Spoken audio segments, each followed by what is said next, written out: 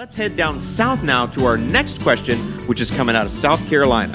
This is Daniel. Daniel says, I moved into a new house last spring, and this spring, by the way, congratulations, another new house.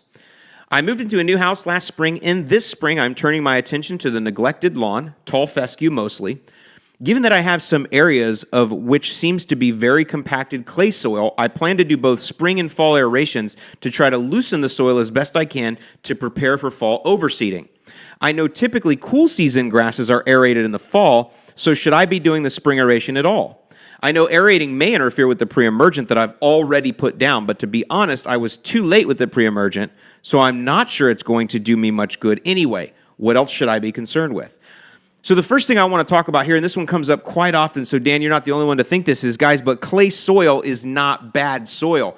Listen, when I lived in Indiana, we had just terrible gray, just what I would call dead clay soil, just this gray, everything's gray. I love Northwest Indiana, I know it, but the clay soil was gray, and some of the most beautiful cornfields would grow in that. Some of the most beautiful lawns would grow on what were former cornfields full of clay.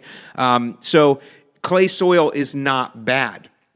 That's the first thing, so you don't have to worry about having bad soil. The next thing is your pre-emergent being late is better than your pre-emergent not being at all. You're still plenty early. Even in South Carolina, you might have missed the optimum perfect window for your first application of pre-emergent, but I will tell you, Dan, you are still in a good window. So your pre-emergent that you put down, even though it may have been late, is helping you, and it's good. And we want to prevent crabgrass, because even though you think your soil is bad, you know what will grow in that ugly, nasty clay soil is crabgrass. By the way, your good grass will too. And that's why I talk about using products like organic fertilizers that are going to add carbon to the soil. I also recommend, obviously, that you get out there and use our Aerate product, because it's going to dive down into the soil and give you a liquid aeration, and it will not interfere with pre-emergent because it dives down deep and the pre-emergent sits right at the top, whereas mechanical aeration will, because it's literally a machine going through the vapor barrier and sweeping through it, whereas the Aerate goes through and goes down into the soil and doesn't affect it, but still causes what you want, which is to give you aeration in your soil or create space in your soil, and then the humic acid comes in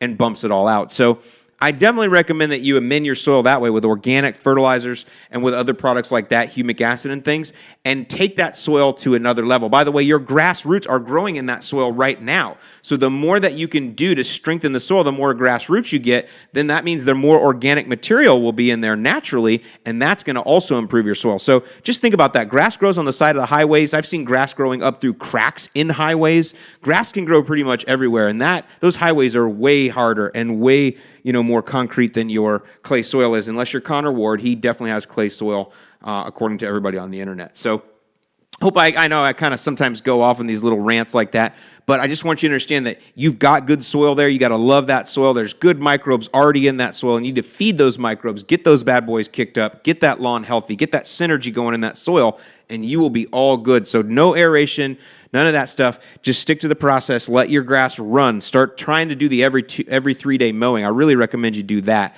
That's really going to be the best thing, especially with that fescue.